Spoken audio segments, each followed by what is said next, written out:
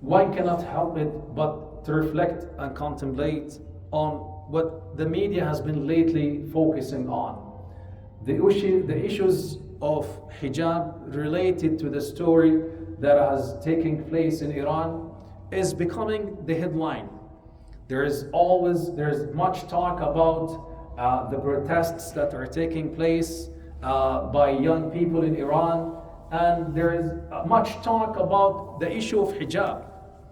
And today I'm not going to be talking about the political agenda of why media is focusing right now and whether it is doing the right job or the wrong job. This is irrelevant to me, as I'm not a political scientist. What concerns me the most is how media is, whether directly or indirectly, or whether being aware or not being aware, have an agenda or without an agenda, is causing damage to us as a community living in Western societies.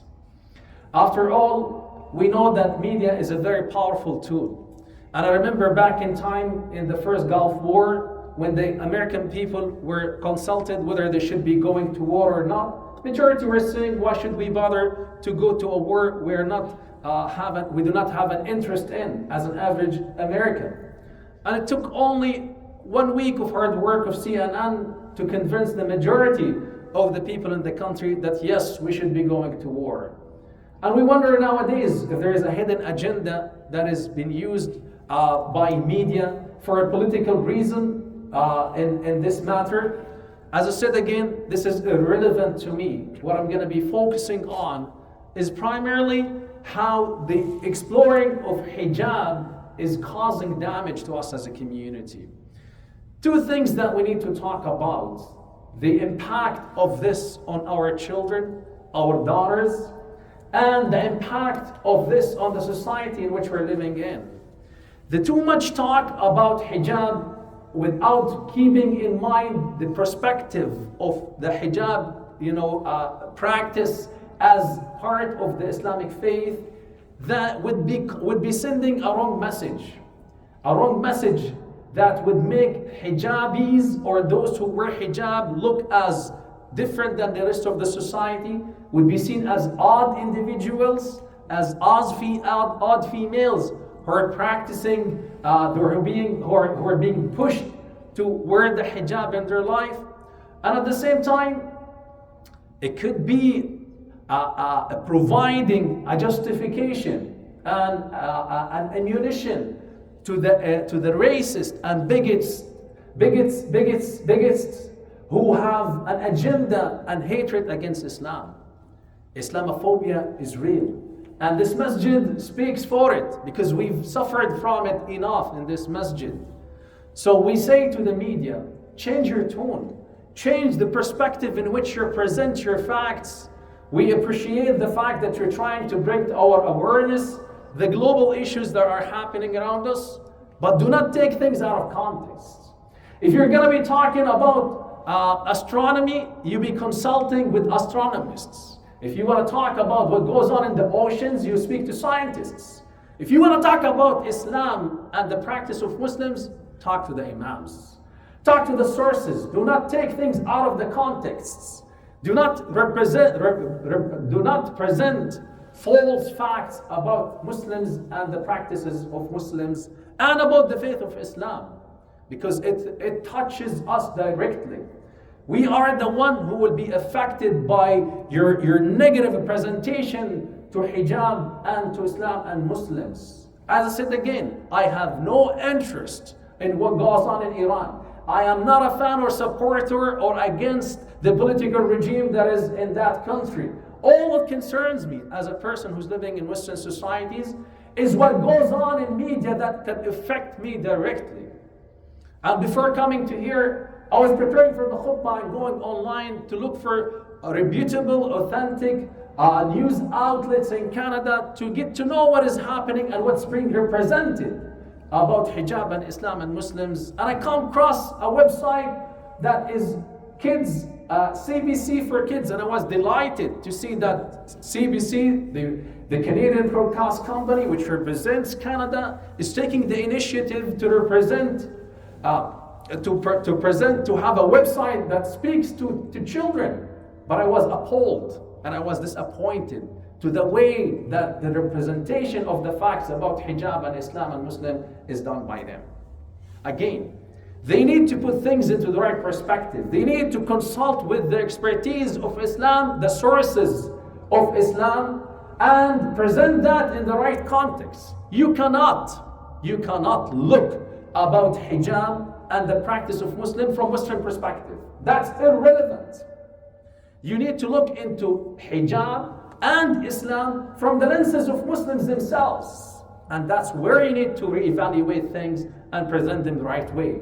The consequences of that, as I said again, is going to be that this is going to fuel Islamophobia and cause more harm to us as a community living in predominantly Western society or non-Muslim environment. This also would have a negative impact on our females, whether they are children or adults. Talk about there's an impact on the teens, the females, our daughters, our sisters, who are trying and struggling to maintain, to represent their identity as Muslimin living in Western societies. You don't know what are the challenges that goes in the mind of a single teen female who's trying to put the hijab on and walk outside her home. You don't know what challenges she's going through, struggling between trying to represent herself as a Muslimah. She loves her faith. She loves to practice her faith, and between the challenges that are imposed on her from the environment around her. You're not doing a good job to individuals like these. You're not doing an excellent job in representing the faith. Rather, you're causing more harm and damage to the psychology of these teen females who are trying to live their life as individuals who love their faith. Be mindful of that. Be mindful of that and try to change the narrative and the perspective of your presentation to Islam and Muslims. When a female chooses to wear hijab in public, that's her personal choice. That's what she believes in as being a follower of the faith of the deen of Islam. You need to respect that, and you need to respect her choice. I need to rather encourage her, and if not, provide a safe environment for her to be able to practice her faith without being subjugated to racism and discriminations and challenges and phobia. That's what we need to be mindful about and talk about, because that is what is relevant to us. It's irrelevant for me to talk about what goes on in Iran and what goes in the regime and whether it is good or corrupt. That's irrelevant to me. I have no interest in talking about that. What I'm talking about is hijab and my own children and my own sisters who are trying to practice their faith. There is a big challenge for a sister to be walking in the street and wearing her hijab. She's always monitoring her back. She's always watching her back and trying to see if someone could be coming from behind her to attack her, which happened many times and several occasions in different parts of the country. And we know that this is a fact. This is true. What we need is to provide more stability and to provide more information that would help different racial background and different faith background communities to be able to feel safe, belonging to the mosaic of the fabric of the Canadian society, so they're able to practice their own faith without being challenged or feeling threatened or feeling unsafe. That's what we care about. Another important issue is we need to spend some time to talk about this to our own females, to our own children, because right now the negative representation of Islam is sending a very clear, a very strong, a very negative message about Islam and Muslims and their practices. When Islam, in reality, have come to provide the values and the principles that would honor women in their life.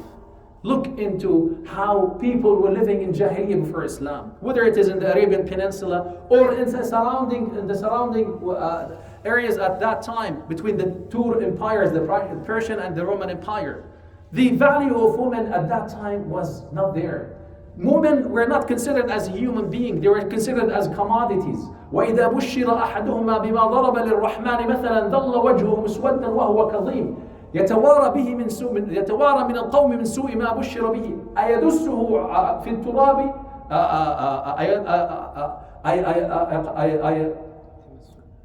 أم يدسه أيقبله على هون أم يدسه في التراب. Allah Azza wa Jalla talked about this and captured for us an image to what goes in the mind of individuals when they're being given a news about the birth of a female child for them. And Allah Azza wa Jalla said, بِمَا ضَرَبَ لِلرَّحْمَنِ مَثَلًا. They used to call the malaika as the females of Ar-Rahman, and then eventually they're ashamed of the females. Should he bury her underground, or should he shunting away and hide away from people around him because he's not given a good news? This was the mentality of people in the old time before Islam. Islam after that come to honor women. ووصينا الإنسان بوالديه حملته أمه كرها على كره ووصينا الإنسان بوالديه إحسانا حملته أمه كرها على كره وحمله وفصاله في عامين نشكر لي ولوالديك إلي المصير. Allah Azza wa Jal, gave us an honorable understanding to who women are. They are our mothers, the one whom Allah Azza wa Jal have honored in the Quran and put their status after worshipping Allah. And the Prophet ﷺ indicated to us that al-jannah tahta aqdam al-ummahat, underneath the feet of mothers. These are the women that have brought us to life, and we need to honor them, unlike what they used to practice of Jahiliyyah before Islam. Islam have put women in the right perspective and honored them as daughters as well. من على جارتين فما فوق. Whoever looks after two daughters and more, he will be the companion of the Prophet sallallahu alaihi wasallam in al-Jannah. And Islam have also respected the right of women. يوصيكم الله في أولادكم للذكر مثل حظ الأنثيين. Allah Azza wa Jal is asking you to be kind and mindful and aware of the rights of your children, both male and female. And after the end of the ayah that speaks about inheritance, تلك حدود الله ومن يطع الله ورسوله يدخله جنات تجري من تحتها الأنهار ذلك الفوز العظيم ومن يعص الله ورسوله يدخله نارا خالدا فيها وله عذاب مهين. Quite the opposite to those who disobey the rules of inheritance and ignore the rights of females in the family will be subjugated to a hellfire والعياذ بالله in the hereafter with humiliated punishment. This is how Islam looked into women and man and male and female, honored both sides, respected both sides, and gave responsibilities to both sides and held both sides accountable for their own responsibilities in life. المؤمنون والمؤمنات بعضهم أولياء بعض أني لا أضيع عمل عامل منكم من ذكر أو أنثى. Allah Azza wa Jal wants us to be mindful that the other half of ourselves is female. And both male and female complete each other in life. So these are values that we need to plant in the minds and the hearts of our children, especially the females. Take the time to sit with the females in your possession, whether they are sisters, young sisters, or young daughters.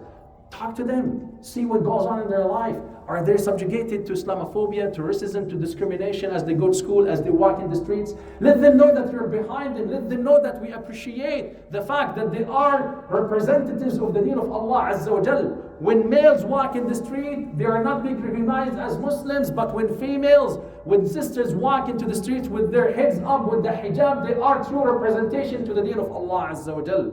Let them know they are following the footsteps of Maryam alayhi salam. وَإِذْ قَالَتِ الْمَلَائِكَةُ يَا مَرْيَمْ إِنَّ اللَّهَ اصْطَفَاكِ وَطَهَّرَكِ وَاصْطَفَاكِ عَلَى نِسَاءِ الْعَالَمِينَ يَا مَرْيَمْ اُقْنُتِي لِرَبِّكِ وَاسْجُدِي وَارْكَعِي مَعَ الرَّاكِعِينَ. Let them know that they are following the footsteps of Aisha radiallahu anha, and Asma bint Abi Bakr radiallahu anha, and Sumayya radiallahu anha, and the Sahabiyat who have struggled a lot in the early stages of da'wah to the deen of Allah Azza wa Jal, and they have paved the road for Islam to be present to us right now. They were icon as a result of their sacrifice, and the females, the sisters who are living in Western societies are going to be, inshallah, the role model to those who will be coming after them. Contrast how Islam and Muslims are living right now compared to 30 years or 40 years from before. hijab was not a norm. Now you walk into the streets and you see how hijab is imposing itself on the streets of the Western societies. And we're not causing any threats. We're just bringing the teachings of the deen of Allah Azza wa Jal, and we're giving the chance for those who would love to know what the deen of Allah Azza wa Jal is all about to come and learn it and see what Islam represents. Islam wants us to look at women as being respectable entity, not as a model of sale and a model of that would be represented the image body of the woman. Islam asks the hijab, يا أيها النبي قل لنسائك وبناتك ونساء المسلمين يدنين عليهن من جلابيبهن. Allah Azza wa Jal asked the Prophet ﷺ to encourage his own female wives and to encourage his children and to encourage the women of the society to wear the hijab. Why? Hijab is a representation and a symbol of iffa and tahara and purity. The females are not being looked at as a commodity, but rather as being respected for whatever values she carries, whatever skills and professions she is working within as a professional individual in the society in which she is living in. She's being honored and respected for the role she plays, whether as a mother, or as a wife, or as a daughter, or as a sister, or as a teacher, or as a doctor, or as whatever profession she represents. She's being respected for the skills she represents, not because of the body image she's trying to represent to the public for free.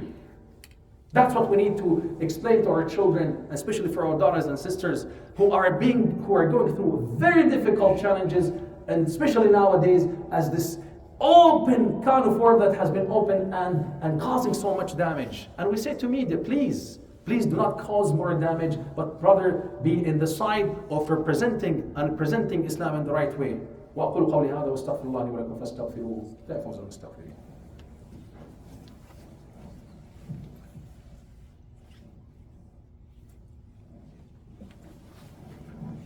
الحمد لله نحمده ونستعينه ونستهديه ونستغفره ونعوذ بالله من شرور انفسنا وسيئات اعمالنا من يهده الله فهو المهتد ومن يضلل فلن تجد له وليا مرشدا ان الله وملائكته يصلون على النبي يا ايها الذين امنوا صلوا عليه وسلموا تسليما اللهم صل على سيدنا محمد وعلى ال سيدنا محمد كما صليت على سيدنا ابراهيم وعلى ال سيدنا ابراهيم وبارك اللهم على سيدنا محمد وعلى ال سيدنا محمد كما باركت على سيدنا ابراهيم في العالمين انك حميد مجيد اللهم انا عبيدك ابناء عبيدك ابناء امائك نواصينا يا رب بيدك ماض يا رب فينا حكمك عدل فينا قضاؤك نسالك اللهم بكل اسم هو لك سميت به نفسك انزلته في كتابك أو علمته أحدا من خلقك أو استأثرت به في علم الغيب عندك لأن تجعل القرآن العظيم ربيع قلوبنا يا رب اللهم اجعله جلاء لهمومنا وأحزاننا يا أرحم الراحمين ربي أوزعني أشكر نعمتك التي أنعمت علي وعلى والدي وأن أعمل صالحا ترضاه وأصلح لي في ذريتي إني تبت إليك وإنني مسلمين وصلى الله على سيدنا محمد وعلى آله وصحبه أجمعين وأقم الصلاة. الله